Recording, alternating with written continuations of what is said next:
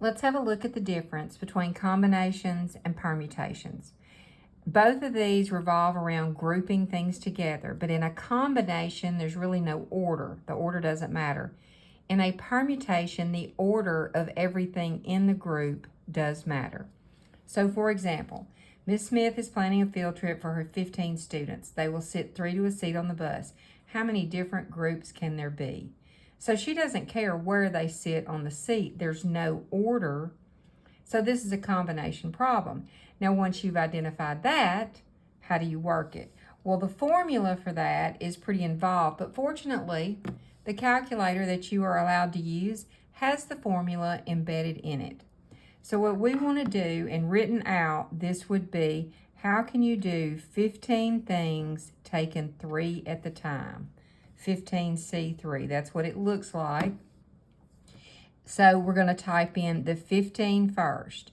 Now, the button that says probability, PRB, you just hit it. You see you have 3 choices. We want the C for combinations. So scroll down and hit enter. Now we're taking them 3 at the time. 15 students into groups of 3. And you hit enter and it shows you 455. And that is the answer to that problem.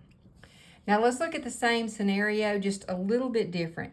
If in the same 15 students sitting on a bus with 3 to a seat, she decides that she's going to assign each person in the group either a window, a center, or an aisle seat. So she's not just going to put them in the seat. She's going to say, okay, you sit in the middle, you sit by the window, and you sit by the aisle. And every time she takes a group of 3 and rearranges them, they may have the same people, but it's a whole different group. All right, this is what we call a true permutation. We still have 15 and 3, but the symbol is P.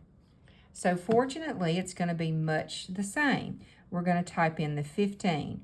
Now, when you hit the probability button, we're going to choose number 1 for P, and then we're going to type in the 3. Now, we get 2,730 possibilities.